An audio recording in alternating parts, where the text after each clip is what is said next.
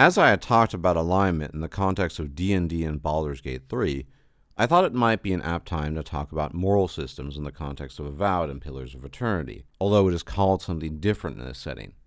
Of course, D&D alignment is well known and something tried and true to many, which is why it was such a controversial thing that Larian had done away with it in Baldur's Gate 3, a decision I have largely agreed with, as stated in my video on the subject, but might it be possible to implement a system of personality and ethics in a video game in a different way? Well, Pillars of Eternity did in fact try to implement a different system based upon more intuitive behavior, and it is entirely possible, if not likely, that Avowed will retain and expand upon such a system.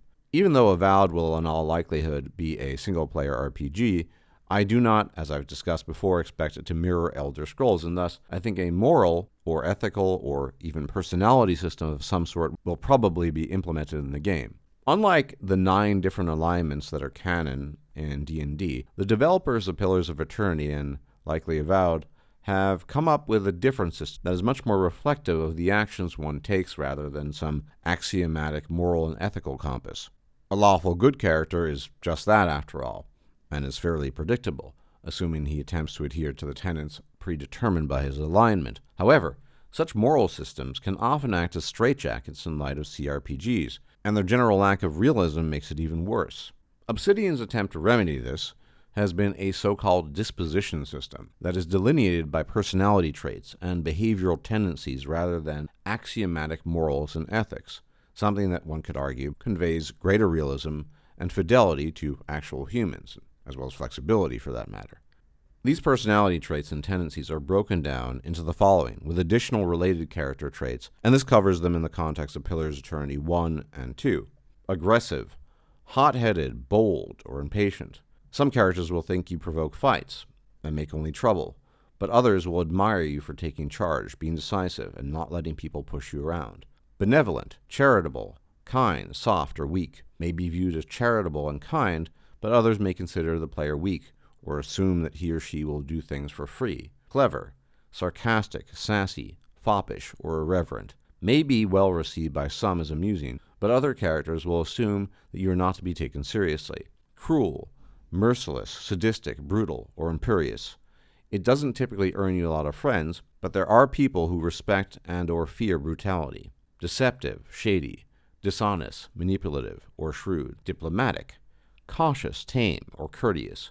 For example, gained by remaining silent when 2 people are arguing, and you choose to not interject. Honest, guileless, sincere, or straightforward.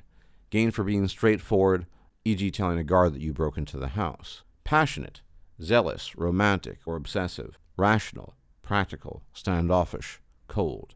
Stoic, tight-lipped, cool-headed, or simple-minded. Gained for being unmoved or quiet in dialogue options.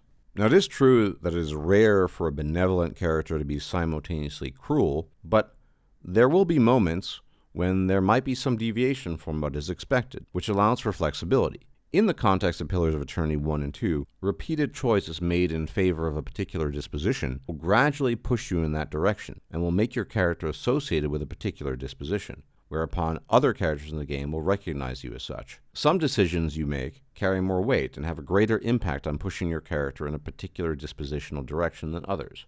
Most classes and characters are free to make any dispositional decisions they want to, but paladins and priests in particular are encouraged, if not required, by their orders and gods respectively, to pursue certain dispositions over others, which can have an effect on abilities in game, either positively, if they act in concert with their favored dispositions, or negatively, if they do not. In my own personal view, such a system works better than the standard D&D alignment axes. It certainly is more representative of normal humanoid choices and personality. How and if this system will be implemented in Avowed remains to be seen, but if it's in the forthcoming title, we might know what to expect based on what we know from Pillars of Eternity.